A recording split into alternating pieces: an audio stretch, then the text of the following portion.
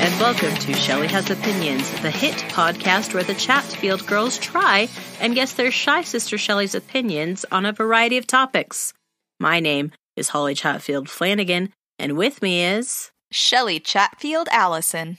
And finally we have... Julie Chatfield Miller. Guys, it's just us today. We don't have any other sisters here on the podcast. We do in real life, though. Happy holidays to them. Happy holidays. To one and all. Sisters. Only sisters. Sorry. That was only for my sisters. Everybody else, go sit on a pin. Speaking of sit on a pin, you guys are going to want to tell me to sit on a pin once I tell you what I have to say. Oh, no. I'm so excited. I'm so curious. So I have been doing a lot of holiday shopping the last few days, and I have been taking my children with me because they are good and can be taken to the store at a busy time. Whew, that's nice. That is very nice. It is so nice. One time I went to Joanne Fabrics, I think is what it's officially called. I think it's now just called Joanne. So we were there, and we were in a line that just snaked around the store. We were getting some candy melts and silicone molds to make my daughter's Christmas break dreams come true. She's so delightful.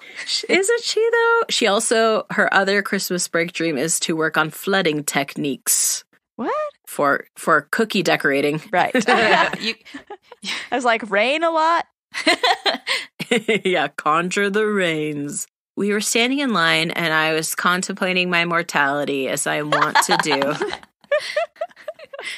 And my eyes fell onto a shelf in front of me, and there was a tin of Bazooka gum. Bazooka, Zooka, bubblegum. A classic camp song. And a classic gum.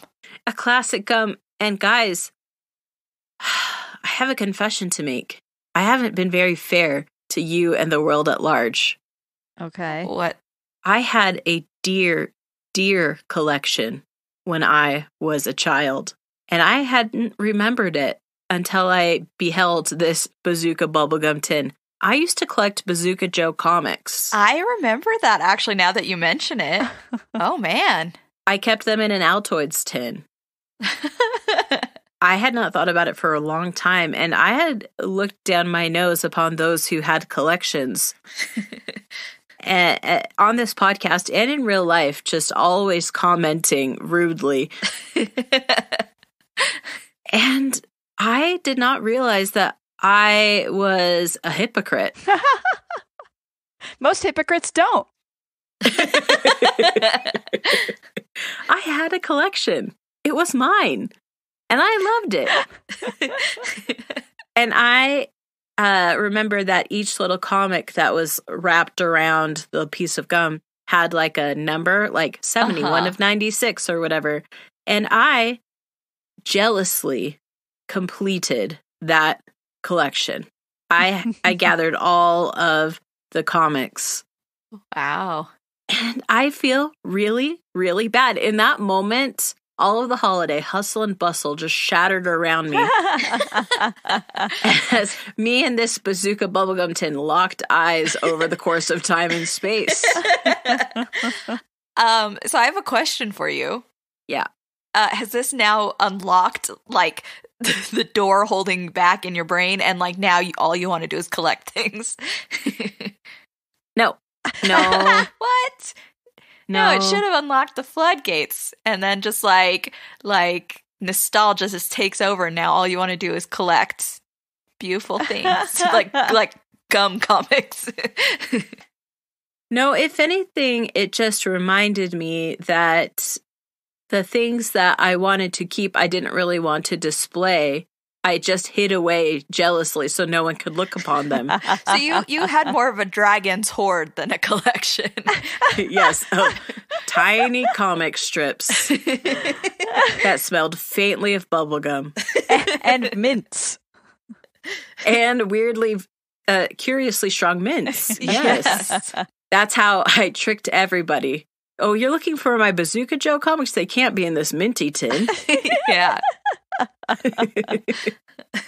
So I just wanted to say to the Shelley Gang, to the world at large, and specifically to you, my sisters, I'm so sorry. It's okay. I guess we can forgive you somehow, some way.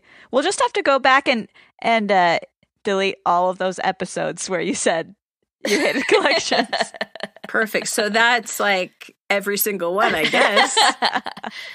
Well, I'll forgive you because I know it's not the first or last time I will be judged by you. So, well, it's true. But to be fair, I judge righteously usually. Except for when I'm a super hypocrite, I guess. Cool. Yeah, super cool. Anyways, you know what else is super cool? The topic that we have for this week. The Shelley Gang already knows it because they read it when they downloaded the episode. And I'm really excited because they don't know that this is our ASMR episode. Yeah. I made a couple guesses beforehand, trying to wait while our sister Julie was trying to fix an audio issue she was dealing with. Do you want to tell those guesses to the Shelley Gang? I guessed it was screaming and yodeling. Two loud activities that we could talk about all in whispers. That would be we could do that as a special sometime. I would love to hear an episode about screaming all done in whispering. Here's the thing. We girlos love irony. We're crazy about it. That's true. Can't get enough. Shelley, would you like to know today's topic? If it's not screaming or yodeling, I'm out of here. I think we'll be able to pull you back in once you find out. Okay, you already have pulled me back in. What is it? Today's topic is bongos. Whoa! another great one. You did it. You done got me. I'm here to stay. I also, though, would like to talk about bongos all in whispers. It's not really an ASMR episode, but I thought bongos would be a funny juxtaposition for that. I love irony. I'm crazy about it. Well, Julie is going to be giving you reasons why you should like bongos. I'm going to be giving you anti-points why you shouldn't like bongos, and we do not have a sister expert with us this evening. So, Shelley, if you just want to zen out and look through time and space to lock eyes with the future you who's already decided, you're welcome to. Is that future me either playing or burning a set of bongos? Depending on how I come down. I don't really have a good connection with the future you through time and space, so I can't tell you. All right. I'll be prepared to meet that future me. Okay. Julie, will you please tell Shelley why she should like bongos? I will. And the first reason that you should like bongos is one that Corbin, my dear, handsome, wonderful, fabulous husband. And jolly. I think we can say jolly now, too. Officially now, we may call him Jolly. So I was asking him what was so great about bongos, and he was like, oh, so you're pro bongo? And he was like, oh, that's fun to say, pro bongo. That's my first point. Shelley, say pro bongo. Pro bongo. Does it feel good in your mouth? It does. Holly, do you care to give it a whirl? I do. And you know what? I would like to say that I'm glad that we've returned to the old chestnut of this word sounds good, so you should be for it. Because that is one of my favorite pro points that we go back to over and over again. Have we used it before? Because I really can't remember ever that happening. Oh, Shelley.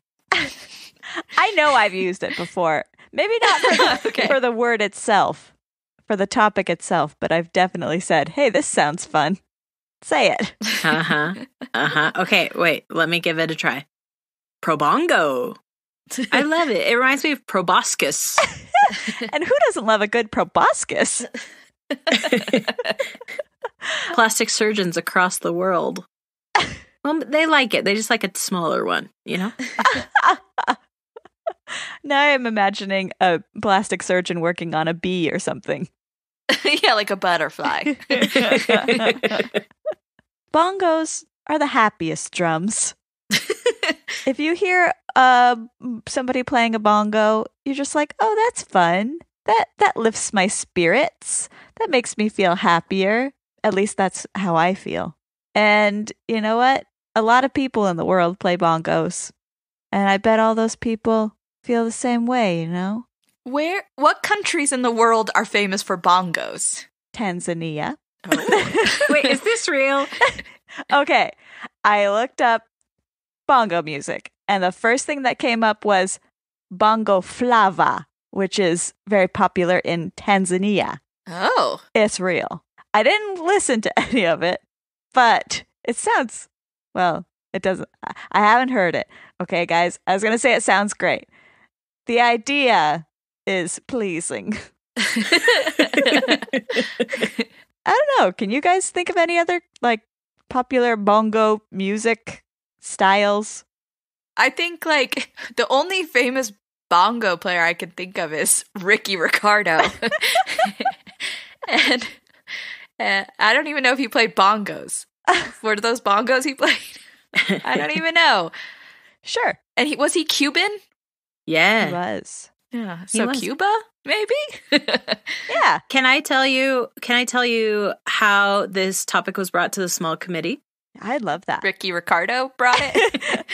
Ricky called Back up from the dead, through space and time. just to tell us to do bongos. No.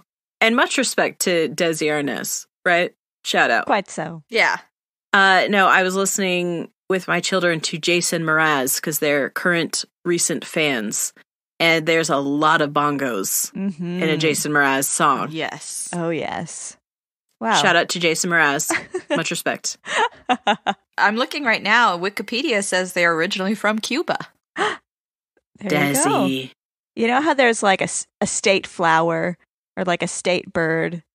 This is Uh-huh. like the country instrument. Oh my gosh. What is the American country instrument? Banjo? I'd say some sort of brass instrument. Trumpet? Maybe, because I feel like a lot of, like, you know, American bandstand Uh-huh. music got a lot of brass. Mm-hmm. Or like one of those crazy, like weird instruments, like a saw playing it with a bow.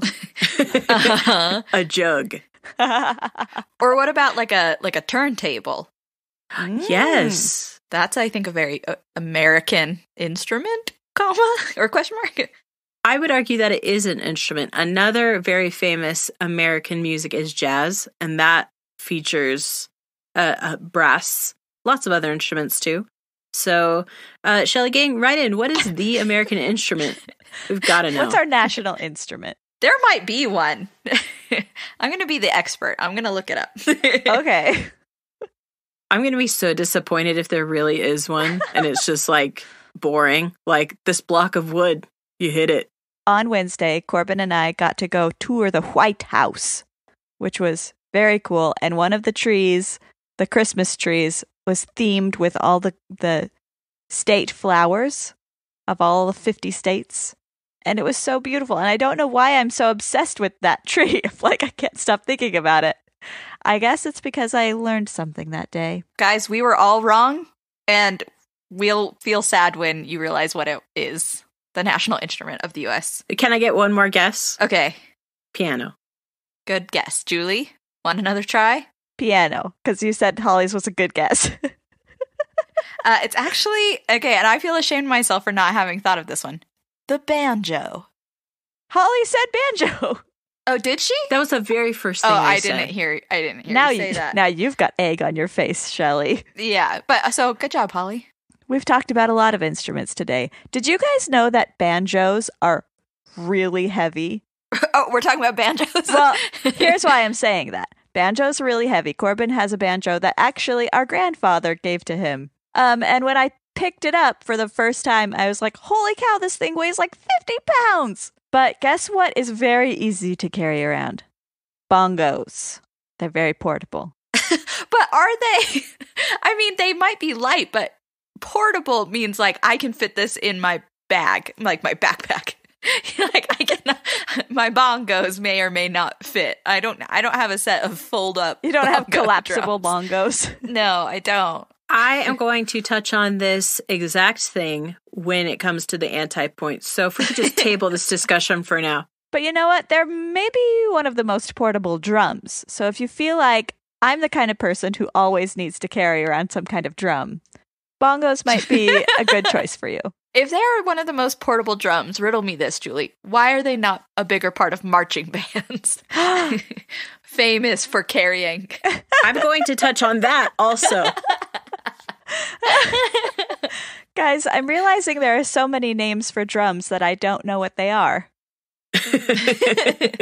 Snare drum, bass drum, Timpani. Timpani. I mean, yeah, you've got your drum kit. You can't carry that around. Your drummer is always the first to come and the last to leave at a gig. And if they just brought their not banjos. Oh, guys. If they'd only switch to banjo, it'd be so much easier for them. That'd be a cool band. All of your rhythm is done by a banjo. Yikes. Did you know that piano is considered a percussion instrument? I did know that. I learned that in my history of jazz class in college. I got an A. I learned that in band. I learned that on the streets. Is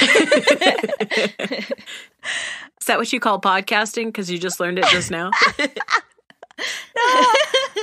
I feel like I have heard that before, but was it a knowledge in my mind? No, I'll admit it. One thing I like about the bongo drums is that they have names for the big drums and the little drums. The big drum is, Shelley, I don't speak Spanish, but you have previously in your life. Uh-huh. Hembra? Embra? Should I say the H at the beginning? I say spell it for me. Hembra. Yeah, I'd say embra. Okay. Which means like female. That would be the big drum. The big girl. Okay. She's a female. And the small one is macho. Male. Okay. And I don't know why I was so intrigued by that fact. Because the world of bongos is a matriarchy, which we didn't know previously. Yeah. And here at Girlo Studios, we're all about matriarchies. Can I tell you what Spanish word came to my head when you said that it was a Spanish word? Sure.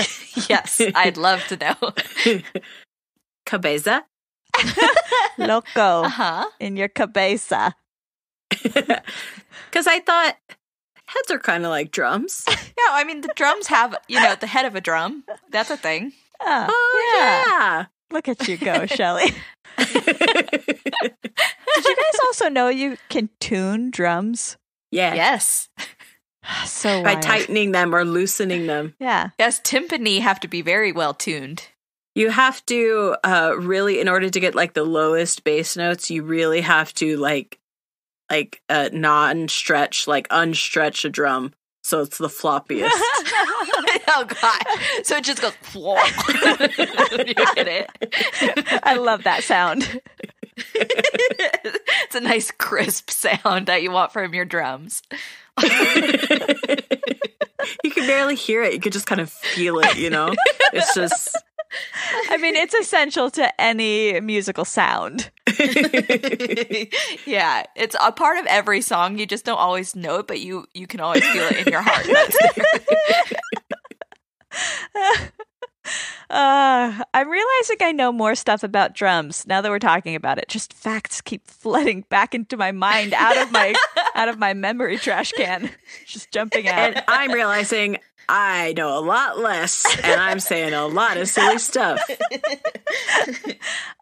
Okay, my last point is bongo drums are great for the drumming curious. If you feel like maybe you want to start playing drums, go out and get yourself a little bongo and, mess around with that. A famous example is Brian Rosenworkel. Oh, it's my favorite guy. Shout out. So he's the drummer from Guster. I don't know if the Shelley Gang knows this, but we here in the Miller household are Guster fans. And Brian is super crazy and weird, and we love him. But he, when they started this band, did not know how to play the drums. So he just had some bongos and would just kind of like play the bongos as best he could. And as the band kind of kept growing and getting more popular, he would like just add other percussion instruments to his kit. So his like whole percussion getup is wild. It's all kinds of crazy stuff. But he favors the bongos, goes back to his roots. Shelley, you too could be like Brian. I teach myself drums starting with bongos. Exactly. I could see you doing that. I am famous for my sense of rhythm. and for trying new stuff. Yeah, your sense of adventure. Yeah. Yeah, shall I do a video of myself trying the bongos? Yeah, you should. I mean, in front of a bunch of strangers. This is my first time playing bongos, everyone. Hi, I'm a street performer out here in Ogden, Utah. I'm doing all the things I love right now, trying new things, performing in front of a crowd. And bongos. And bongos. All my favorites. These are the hits, folks. These are a few of my favorite things.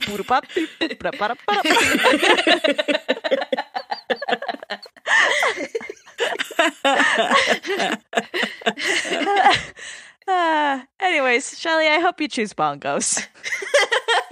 A few of my favorite things are all the things I've already said. And I'm worried that I added to Julie's pro points and I'm going to have detracted from my anti points. So, Shelley, can you and I and Julie just have an open mind for the next few minutes? Sure. Yeah, okay, I guess. You need to take an oath to be an impartial sister. Like a blood oath? Yeah. I feel like I have shown my true impartial colors over these last so many episodes, 116. I'm not going to bring my anti-points until we decide the rules for this this part, okay? Like, for the blood oath, do I have to put the blood on the microphone or will you just know? I can hear that negative. Just kidding, Shelley Gang. Don't worry. Oh yeah, that would be really fun for me. The blood on the microphone. That's my favorite thing. Blood. Another one of your favorite things. These are a few of my favorite things. Shelley Gang, what you don't know is that Shelley went to go donate blood and then passed out, and then they gave her a letter that said, "Please don't come back. We would really appreciate it." The American, what is that? Blood people? Bloodbath. What are they called? Yeah, they said, please, you could donate like your time and effort in other ways, but please do not try and give us blood ever again. Speaking of my husband, I don't frequently ask him his opinions on the topics that we bring to Shelley because I'm not really interested in his or anybody else's opinions. But today I asked him, "Caleb, what do you think about bongos?" And he said, "They're loud." And to that I responded, "They're not loud enough. Shelley, you shouldn't like bongos because they're not loud enough." I love that you just said the opposite of what Caleb said. Yes. So what is a drum that is loud enough? Well, we've already talked about the other drum, the cabeza. But I would say, to me, if you're going to have a drum, it's got to be super loud, so you have one of two options, okay? You could go snare, because snare is loud but also annoying, because you can make it really go a lot fast. Snare drums are annoying to you? You can make it annoying. Oh, because they drum so fast. You're like, oh, just leave it alone. Yeah. Or marching band, bass drum. You have two options. You can do any kind of snare drum or a marching band bass drum. Okay. And that's it? And that's it in terms of my preference for loudness of drums. Any other drum I'm not that interested in. A kick drum? No, I don't care really about that. What's a kick drum? In a drum set when you have a pedal and it kicks. That's also a bass drum. Yeah. No, but like I said, a marching band bass drum. That's all I like. Got it. So you are against a timpani. When you go to the symphony, you're like, oh gosh, timpani, please stop it. It's not enough for me. I want everything to be in my face at all times. What about a canon in the 1812 Overture finale? Do you like that? Is that a good drum for you? Here's the thing. That is a percussion instrument, and I respectfully agree with you there. However, I would disagree that it is a drum. What? I know. I'm crazy. I'm just telling you my crackpot theories. No, I just want some kid someday to be like, hey, band teacher, I want to learn to play the canon. And you know what? That is their right. Shout out to every band teacher. And you know what? I bet there's a kid who has wanted to do something like that. I want to play the saw. I want to play the jug. I want to play the mouth harp. I want to play the marching banjo. We did it actually in my middle school marching band. We did have marching electric guitars. But they weren't actually marching. No, they got to ride with their amps. But they were in the marching band. But yes, shout out to band teachers. Our dad was a band teacher for a while. And for many years. And that was great. Good for him. And we love him, Dad. We love you. Shout out to you. Okay. So that's my first point. They're not loud enough. My second point is mankind has advanced their technology so that using one's hands alone is just unnecessary. Please use drumsticks responsibly. So you're saying we've evolved. Only yes. Cavemen would just use their hands to... My children and I have been listening to the podcast Just the Zoo of Us, where they talk about different things about different kinds of animals. And one of the things they talk about is how ingenious, like the ingenuity of an animal, whether or not they use tools or whatever to accomplish their goals. And I would say humans, pretty ingenious. Lots of ingenuity happening there. Because of that, we must use tools at every turn. To constantly be showing our superiority to animals. Oh, yeah, baby. And so I think that bongos are undrumstickable. They're not only un-American, they're unhuman. Yikes.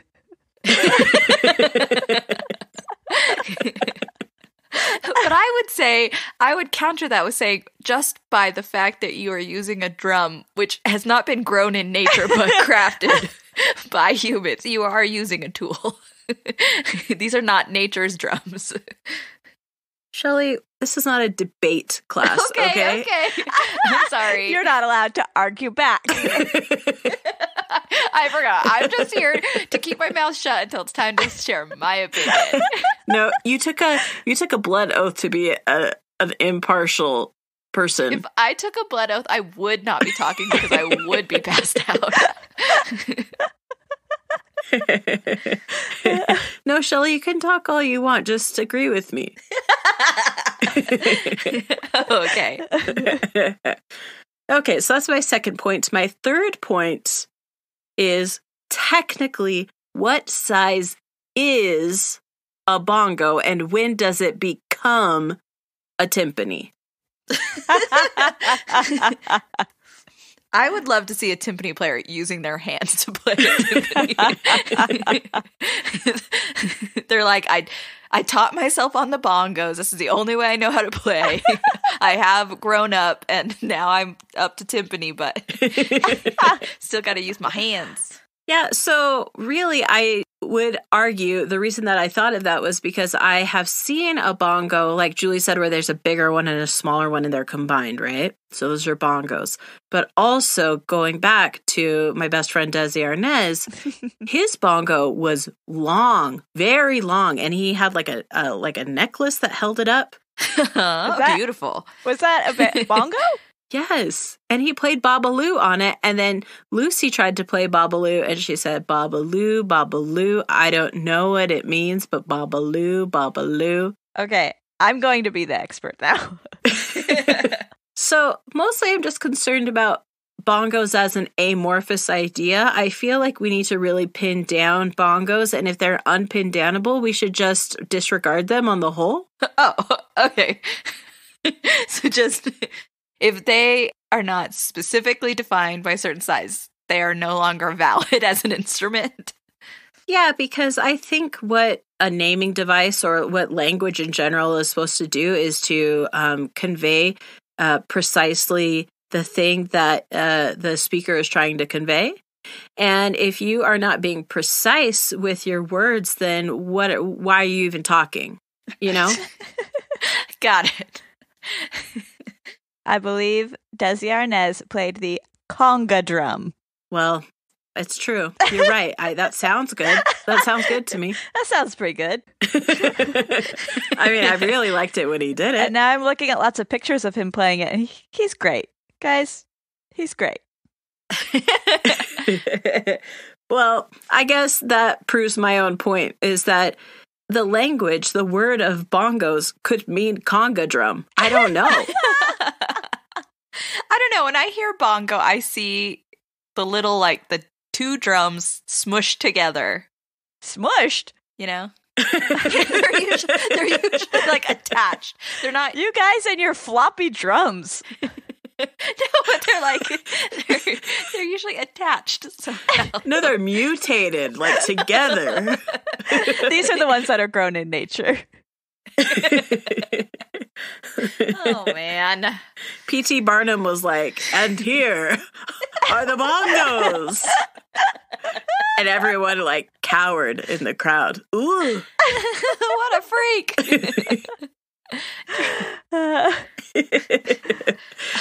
Okay, I have 2 more points. My second to last point is bongos. Bad name. Bad brand. Sounds like the name of a gorilla. So, bongos, as we just mentioned, could mean a lot of different things to a lot of different people. Most of those people are... people who don't know a lot about drums. Yeah, drum illiterate. Uh-huh. And they just haven't been doing a very good job. Bongos, like big bongos, haven't done a good job of, like, branding. What are you, bongos? Like, not everybody knows exactly. And because of that, people might, like, ascribe meaning to it that doesn't exist. Like, conga drums, for instance. So you're saying there should be a bongo in every home? What I'm saying is that when you're telling a child a bedtime story and they really love the zoo and you just try your best, and then you get to the primates part of the story, and then if you named a gorilla Bongos, that kid would not bat one single eye. That's true. I'm trying to remember if there is like something called bongo. Well, okay, there's like animal in a book. I think there's a country called the Bongo Republic.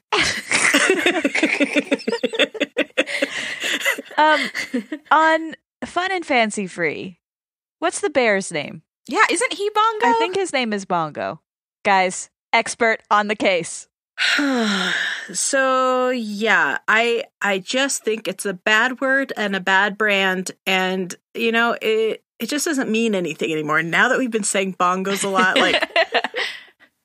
So you're saying there needs to be like a PSA for like teaching America more about what is bongo, why is bongo, who is bongo. I'm saying that because bongos as a brand hasn't decided to do that we can again just disregard it completely. Got it.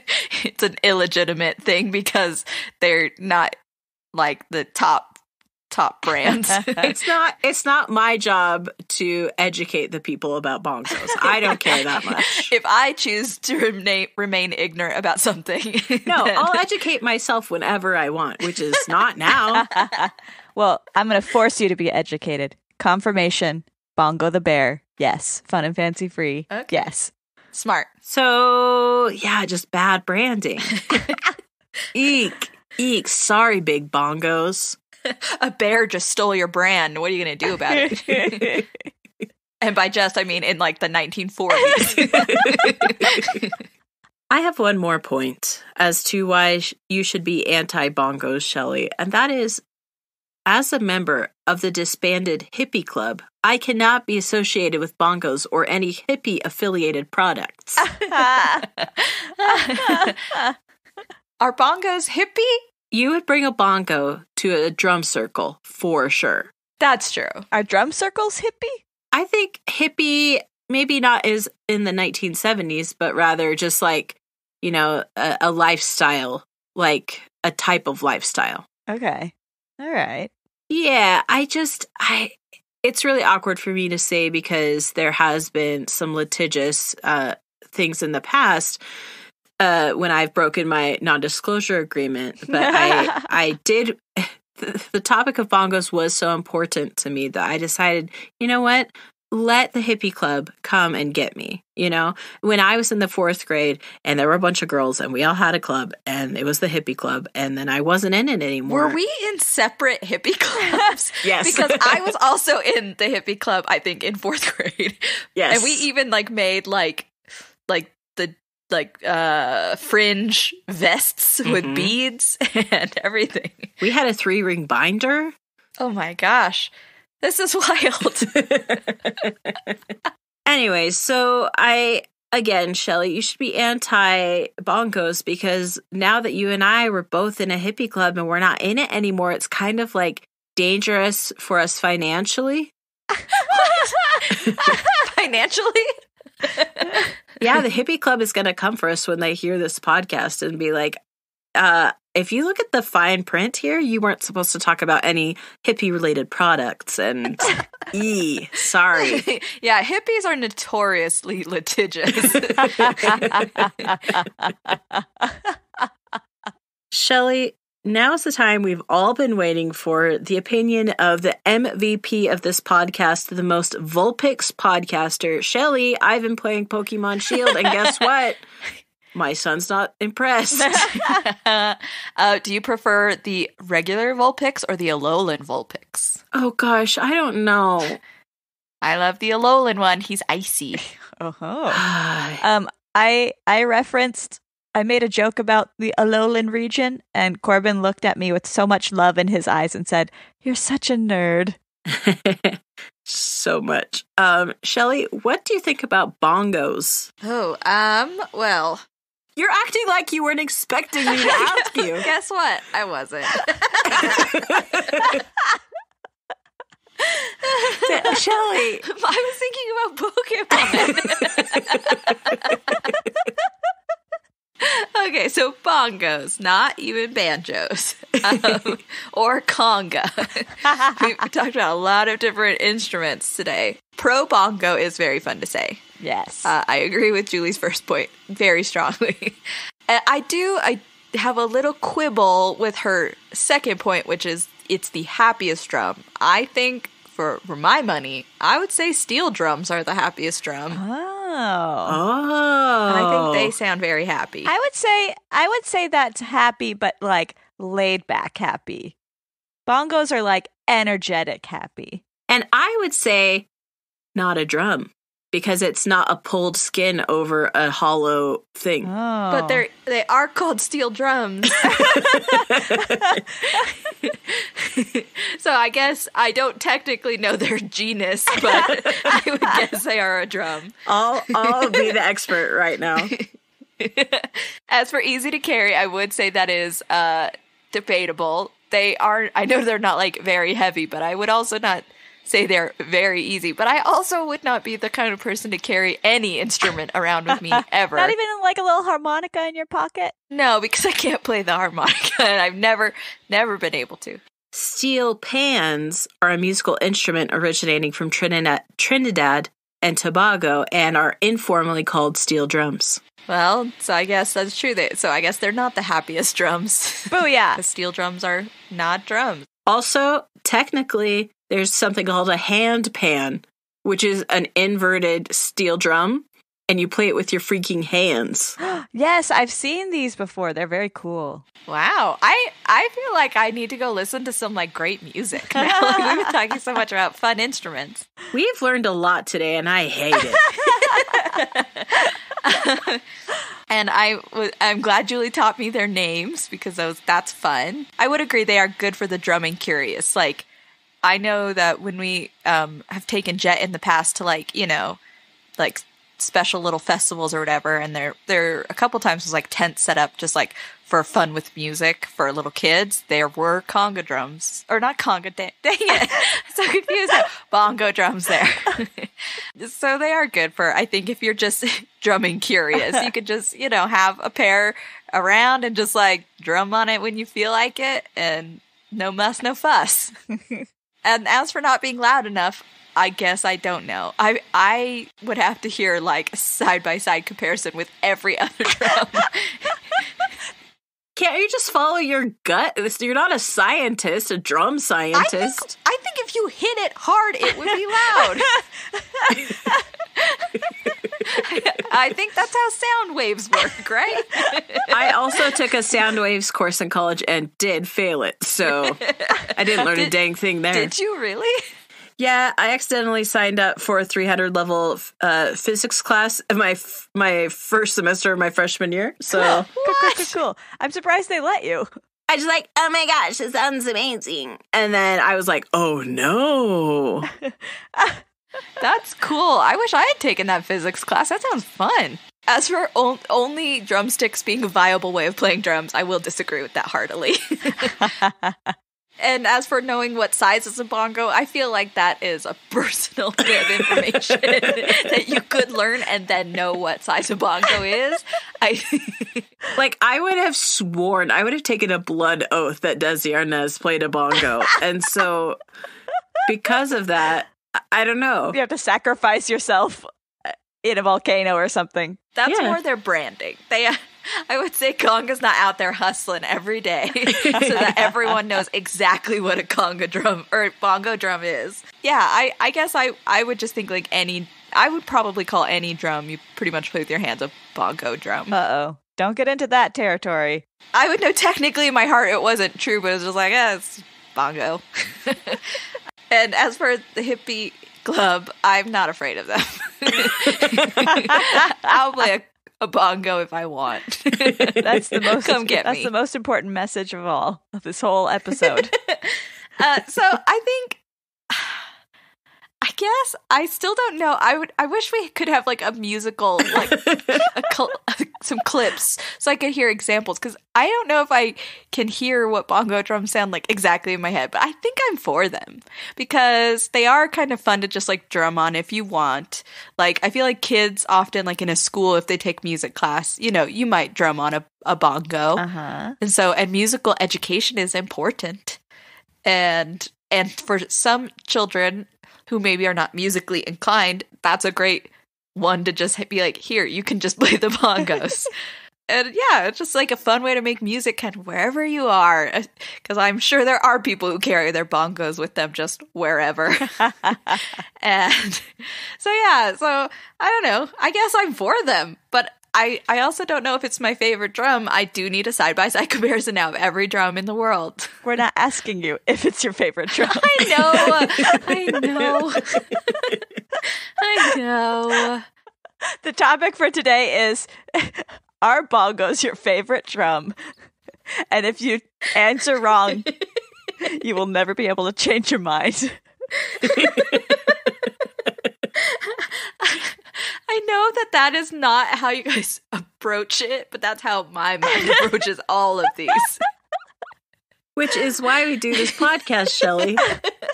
So I am pro bongo. I'm for fun drumming music. That's not what this topic is. No, I'm for like the bongos because they can make, you know, like they're fun. They are the essence of fun drumming music. They're just fun. I said I'm for the bongos. That's what I said. No. And then you said, and I'm for. That was just an additional little extra opinion. We didn't even have to ask. Yeah, it was a bonus. So that way I never have to do this dang topic again. Well, that was going to be next week's topic. Fun drumming music. For it or against it. If you guys were going to do that, I would insist on musicale selections. Oh. Maybe that can be a Podville musicale selection. Bongo music. No, like kind of like the battle of the banjos, but do like a bongos and a conga drum. Cool. Okay. So, Shelley, thank you so much for sharing your opinion on bongos, and now we are going to move on to our segment 5 Girls Corner. 5 Girls Corner. In 5 Girls Corner, the 5 Chatfield sisters have an affinity towards groups of 5 in pop culture, and we have one that I think we all have an affinity for, probably thanks to my influence that trickled down throughout the ages. The Archie Gang, Archie and Friends. So there is a remake on the CW television network right now called Riverdale that uses similar characters but in kind of a different spin. But we're not talking about those characters today. We're talking about the comic book era Archie and Friends. And the main 5 are Archie. Mm-hmm. He has red hair. Mm-hmm. Betty. She is like the girl next door blonde girl. Veronica, the like urbane, cosmopolitan brunette. And she's rich. And she's so rich. And Reggie, who is Archie's frenemy. He's kind of mean to Archie, but they're friends. Uh-huh. And then Jughead, who is Archie's BFF, and he doesn't care about anything except food and being lazy, and he loves it so much. And wearing a cool hat. Is it a crown? No. It's like felt. Well, why does it look like a crown then? A cool stylized hat for a classic character. I always thought it was a crown. Why would he wear a crown? I don't know. He's a weirdo. He always was doing weird things in the comics. I think when I was reading it when I was very little, I was like, this guy is weird. He's just weird and wears a crown for some reason. Shelley, Julie, if we had to assign the Archie and Friends characters to the Chatfield Girls, who would be who, do you think? Just based on the very broad descriptions that I gave. And the Shelley Gang probably has a little more depth of knowledge, just like they probably knew a conga drum. They probably knew the American instrument is a banjo. They probably know all these things. They weren't learning along with us this episode. They just already knew. No. They were teaching us the whole time when there was only one set of footprints in the sand. They were teaching us. Nice mixed metaphor. So, Shelley, you should probably choose first. I know who I would choose for all of these things. Then let's hear your suggestions. I would be curious. I think you're Archie.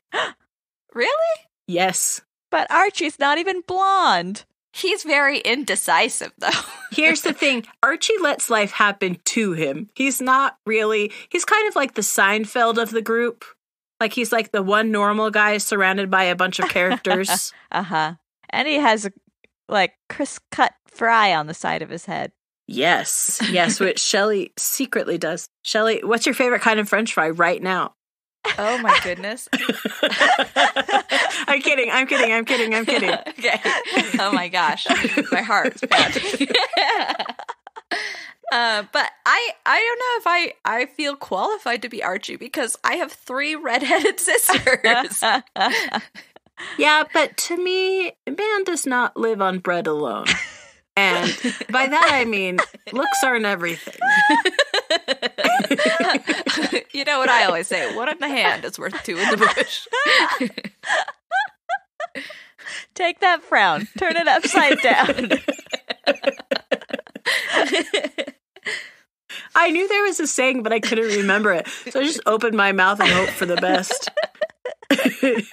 Okay, I'll think about Archie for me. What would you say for yourself? I guess I was going by just looks alone. For me, looks are more than just skin deep, because I was thinking blonde. Okay, Betty. Cool job. And you are very like wholesome girl next door. But like Betty is wholesome, but she's also like passionate. Like, but so that's maybe not me. Because Betty's very strong in like what she believes, you know? What if our sister Carly was Betty? Betty is very like talented. She makes her own clothes. She like has a lot of interests that she feels very passionately towards. And one of those interests is Archie. And our Carly likes boys. I also like boys. Yeah. I also like boys.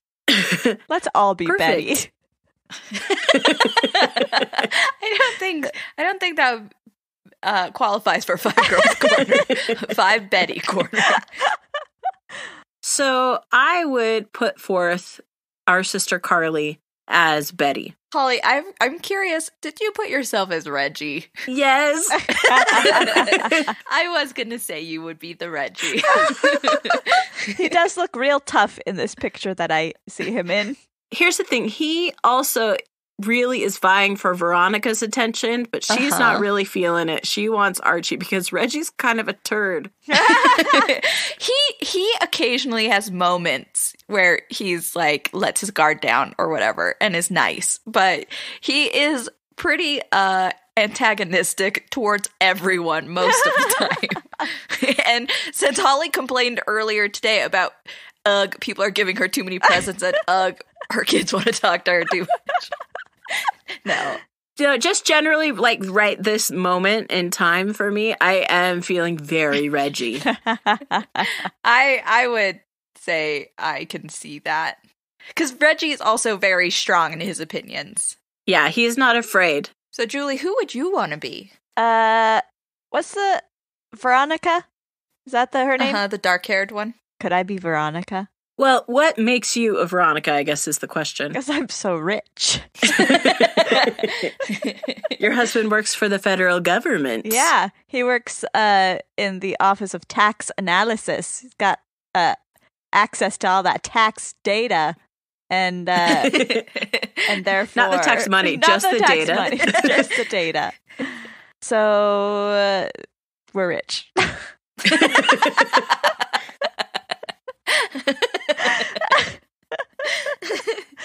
Well, then I guess that makes our youngest sister, Kellie, Jughead. Because Kellie loves to wear crowns.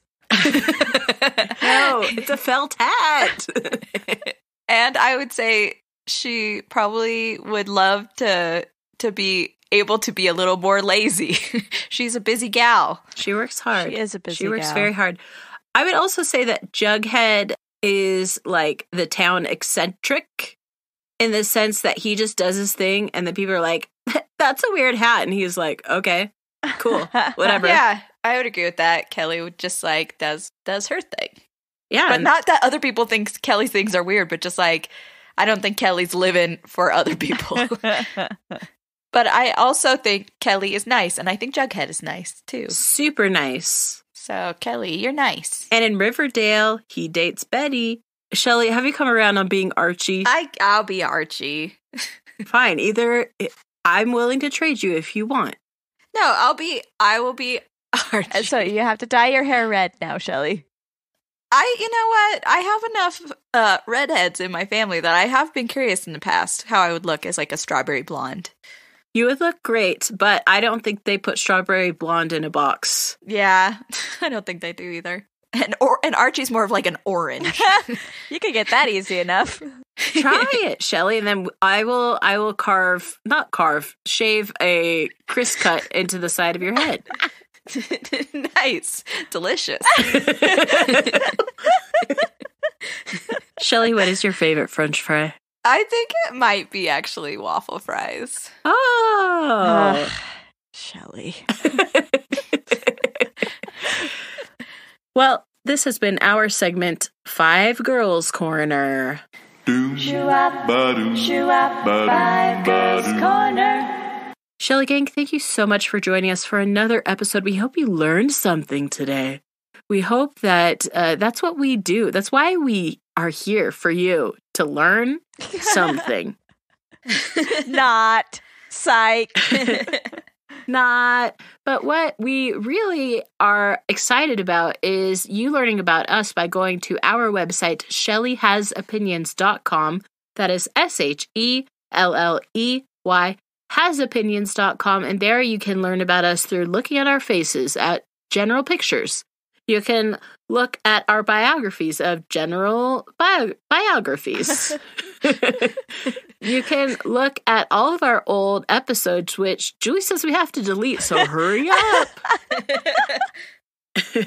And also, another place you can find us is on the Podicon Go network of historians. They're so smart.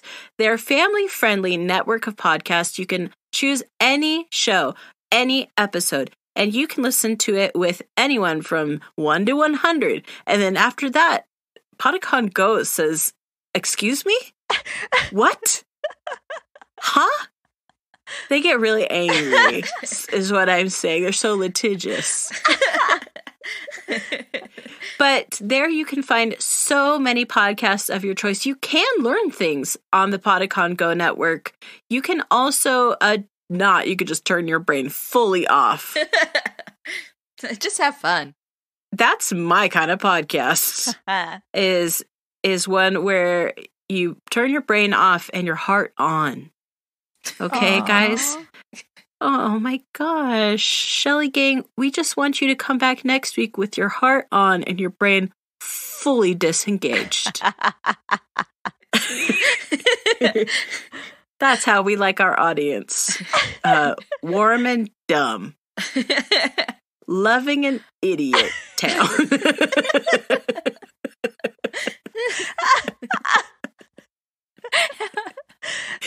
Merry Christmas, everybody. And with that, thank you, and I love you, and goodbye. Bye-bye. Merry Christmas for real, Shelley Gang. Have a good holiday. Stay warm and dumb.